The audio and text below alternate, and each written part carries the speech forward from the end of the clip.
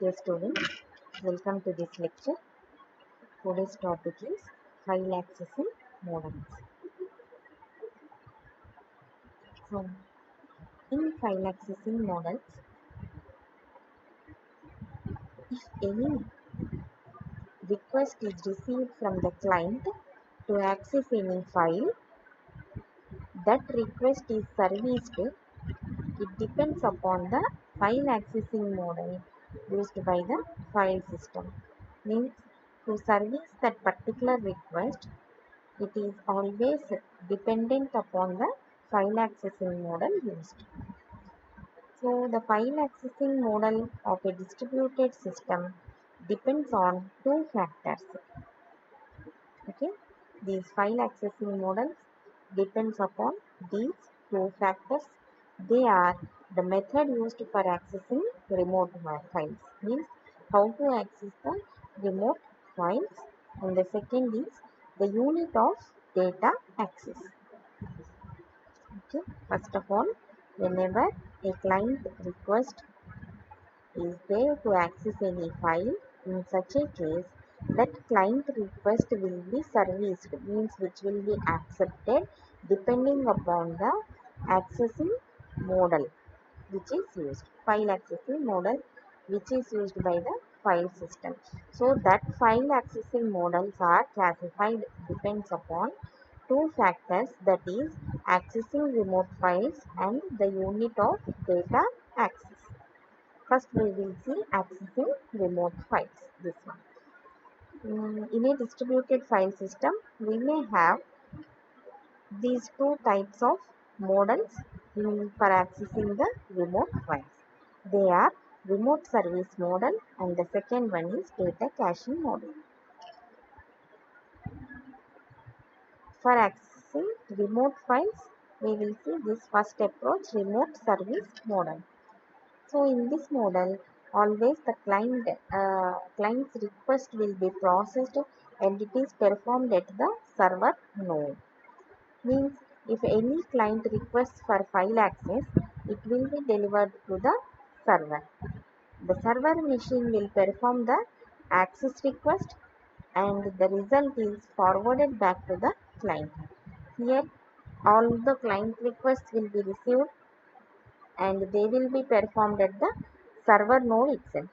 And the server machine is responsible for performing the access requests and it finally gives back the result to the client. Okay. The access request from client and the server replies for the client. All these are transferred across the network in the form of messages. Client to server. Client will request via a message and the server will respond via a message. In data caching model, see here in the remote service model, here every remote file access request results in a network traffic. All the messages will be sending through a network. So the data caching model in attempt to reduce the amount of the network traffic.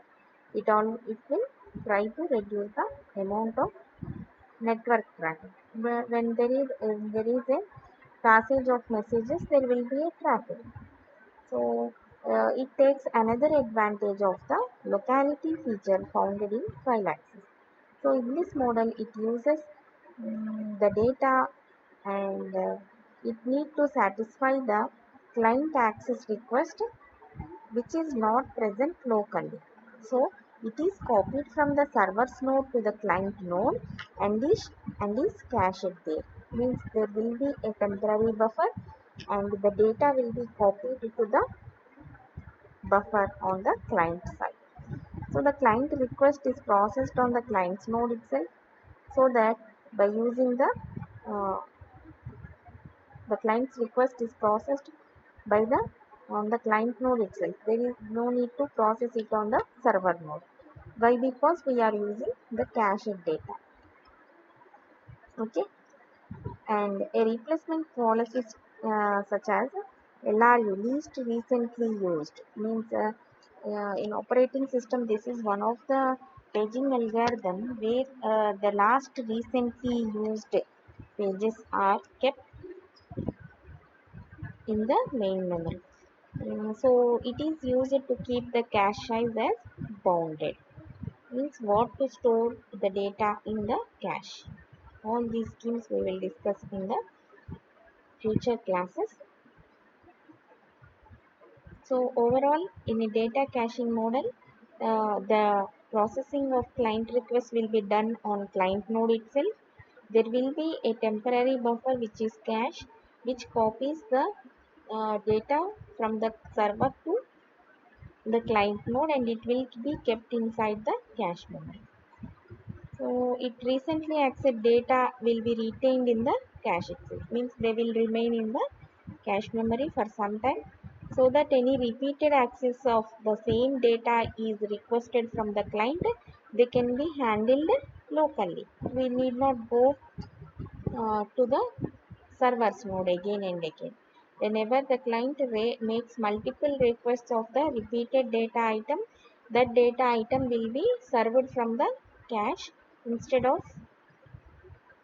getting it from the server node. So when compared to the remote access model, this type of data caching model will reduce the network traffic. Why? Because we are not sending the request to the server node and we are not getting response from the server node. So all these traffics are reduced when we are using this type of data caching model. So, and there is a possibility that data of particular file may simultaneously be available in different caches, right? It is possible to maintain different caches, cache memory, and we can maintain data of a particular file.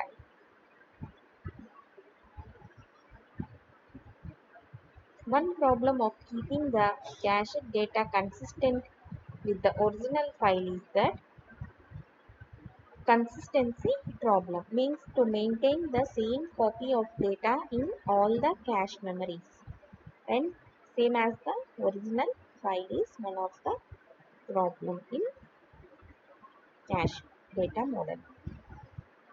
So when compared to remote service model, the data caching model offers the possibility of increased performance. Why? Because it is happening in the local site and quick access will be there. So there will be an increased performance and greater system scalability.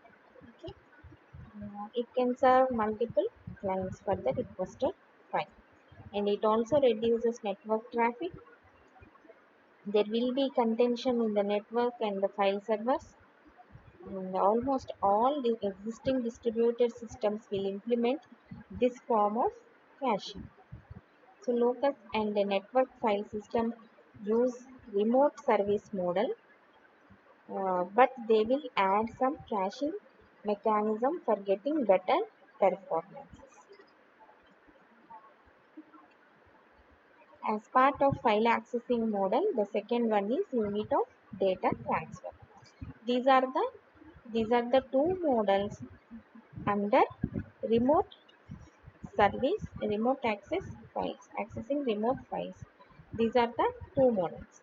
Now we are going to see this one, the unit of data access, which is a file accessing model.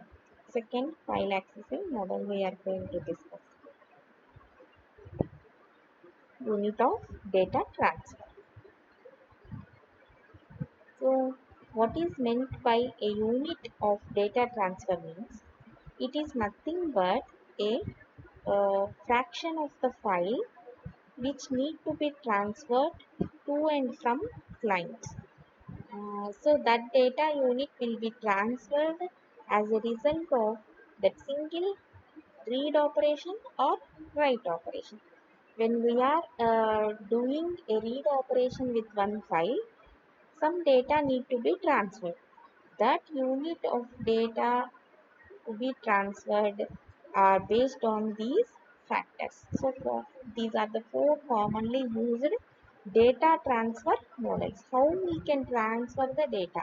The data can be transferred, the total file can be transferred, or one block 64 bits of data can be transferred, or byte can be transferred, or only one record can be transferred. Like that, the unit of data transfer means what fraction of file can be transferred as a result of that single read or write operation. Whenever I am asking a file to read, in such a case, how to transfer that file contents in these manners.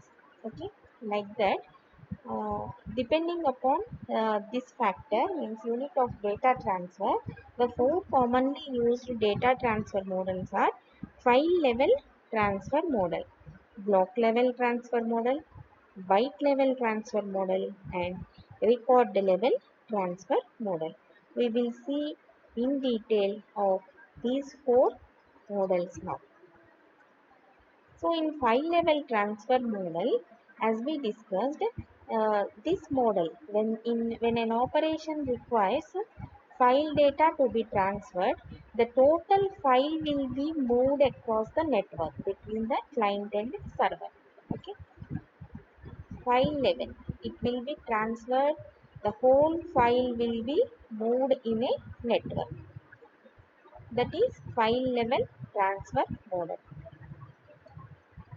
So when I want some file F1, that file, total F1 file will be transferred to me as a total file. Whole file is moved. Okay, this model has several advantages. Why? Because we are getting the entire file in a single request, right? Uh, so it is one of the advantage, and it is more efficient than transmitting it by page. So it is somewhat efficient approach, and the response is we are getting response time is also low. And the second advantage is better scalability, because if it requires fewer access to a file servers, the load on that server will be reduced, and network traffic will be reduced. And the third advantage of using file level transfer model is these disk access routines on servers can be optimized.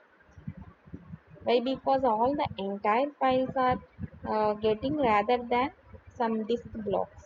Instead of disk blocks, these disk routines also get better optimized.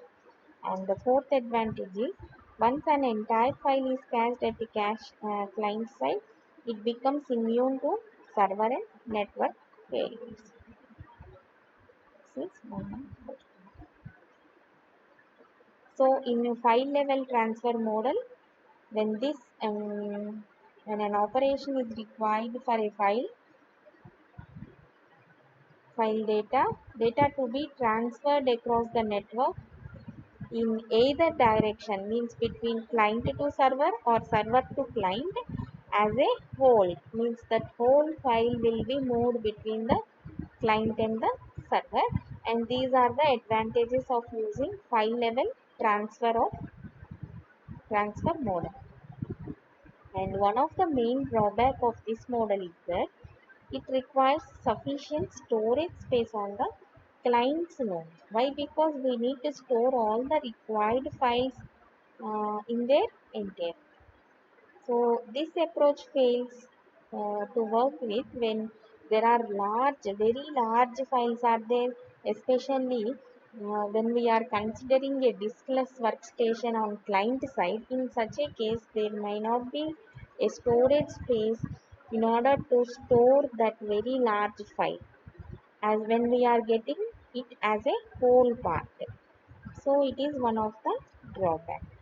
Amoeba Andrio file system or Andrew file system are some of the examples of this distributed file systems which will use file level transfer model.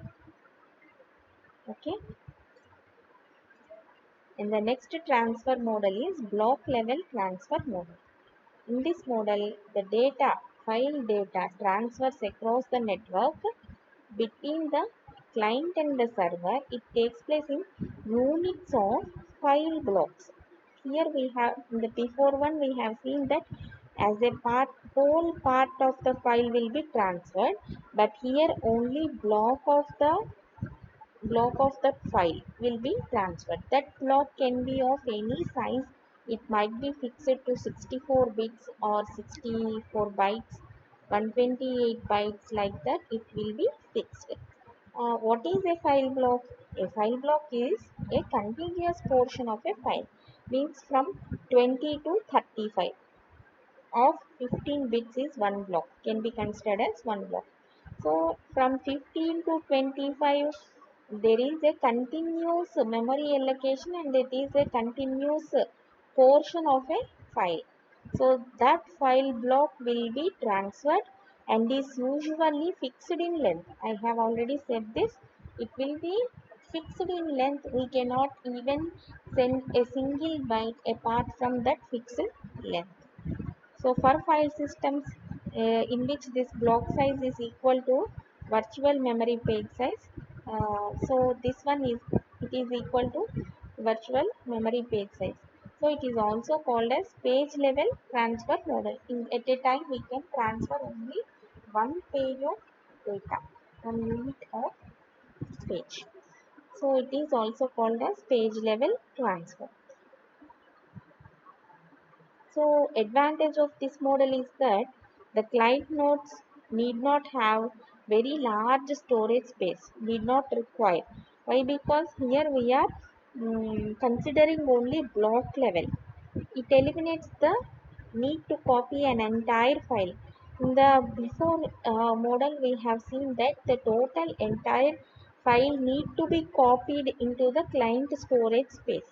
But here it eliminates that need to copy an entire file. So why? Because we are getting only small portion of the file data when it is needed. We can get out of 10 pages we are accessing, we want only fourth page, then we will take that fourth page block only. Like that we can eliminate the other portion which is not required. When we get the in the file accessing model, file level access means all those 10 pages will be transferred to the client side and the client should save them, or they need to keep them in the storage without accessing them also. Like that here the small portion will be accessed by the client as and when required. So this model can also be used in diskless workstations also. So whenever there is a request of entire file need to be accessed, in such a case multiple server requests are needed in this model. Why? Because all the data should be gathered in terms of blocks. So multiple server requests are needed in this type of model. So this will obviously result in more network traffic. So this is somewhat exhibits a poor performance as compared to file level transfer model. So this model is used in Apollo domain file system and Sun Microsystems NFS, Locus and Sprite are some of the few examples which use the block level transfer model.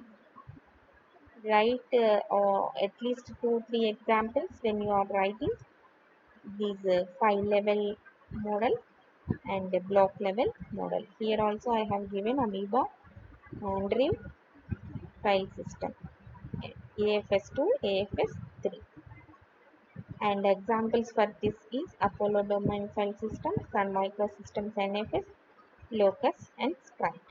These we use block level transfer model. And the third type of transfer model is byte level transfer model. In the name itself we can see here also byte level means in this model the data transfer across the network in the unit of bytes. So data will be transferred between the client and the server in terms of units of bytes. So maximum flexibility is provided in this model, and it allows the storage and retrieval of any sub-range of a file. We can get even uh, from second to 10th line, or from last two lines, like that we can get any sub-range, sequential sub-range of a file. So this can be specified by an offset with a file and a length. Offset is nothing but from where we want and up to what extent we want. Say from offset is 2 means from second line it will stop, and the length is 5 means from second to second, third, fourth, fifth, sixth, up to sixth, the lines are fetched. So it is byte level transfer, and the main drawback of this model is the difficulty in cache management. Why? Because there is a variable length data for different access requests. Why? Because sometimes I may ask two lines of code, sometimes three, like that. It is variable length data requests may appear. So there might be some difficulty in cache management. Next, this model is used in Cambridge File Server, Needham, and Herbert. So these two people have used this model, and it is still using in Cambridge File Server. Uses this byte level transfer model. And the fourth type is record level transfer model, in which these three file data transfer models are used with unstructured file models. But this one is most suitable in which there are structured format of data. We have already seen the file models with the structured and unstructured data, right? So this record level transfer model is suitable for structured data. We have discussed that in a structured data, a file consists with a sequence of records. Like that, this record level transfer model is better suitable when there is a structured data. So in this model, the file data transfers across the network in the unit of records. So data transfers between the client and server in terms of units of records. All the record will be transferred. Student name, student roll number, year of studying, branch, all that fields of that particular record will be transferred. So research storage system is supporting and using this record level transfer model, and it also supports the complex access methods, and it uses the indexed files in order to access the data. So simple to remember these concepts. The data in units of data transfer.